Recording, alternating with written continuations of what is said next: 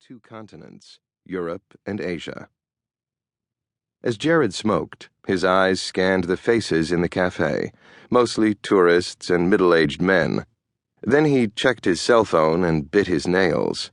Frowning at the bitter taste of the black tea, he announced, "War is fucking hell, Crocker. Make no mistake about that." "I don't." Crocker shook his head and smoothed his salt and pepper mustache.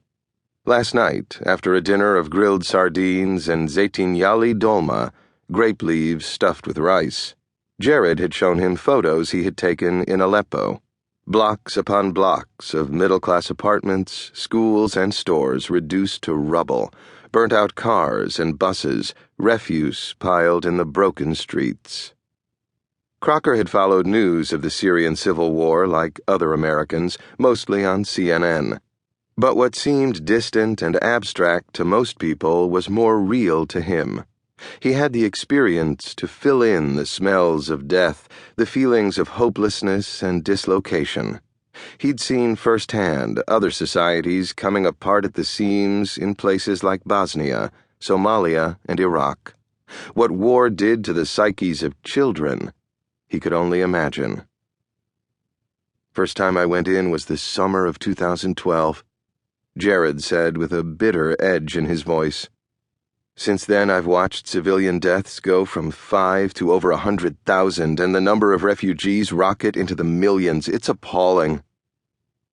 What he liked about Jared was that the kid had balls. He also had a conscience. You saw a wrong or a problem, and you tried to do what you could to help solve it. He also understood that being in a war zone added a special incandescence to life that you couldn't find anywhere else. The trick was to get close enough to feel the sparkle, but not come back brain dead or worse.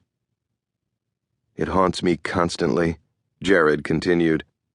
"We could have done something to stop it back in 2012, but we sat on our hands for political reasons." "Sad," said Crocker. He'd heard about the various UN diplomatic efforts to put pressure on the Assad regime to either step down or reach some kind of settlement. None of them had been successful. Didn't people in the administration know that a strong man like Assad had to be backed into a corner and have a gun pointed at his head before he conceded? Sometimes Crocker wondered whether the people who made foreign policy were so removed from on-the-ground experience that they didn't understand the nuts and bolts of human psychology, especially of people in power. "The truth is that nobody really cares about what happens there," Jared continued, "because there's no possible upside financially." "You mean Syria has no oil like Libya and Iraq?" Jared leaned on the little table and nodded. "Yeah." Crocker didn't feel qualified to judge. "Don't you feel sometimes that we're really mercenaries hired to protect the interests of Wall Street and the corporations?" Jared continued. "Like they're the ones really calling the shots?" "Maybe. And they don't give a shit about the plight of people in a place like Syria, normal families?" "Could be," Crocker answered. "But I can't think like that and do my job."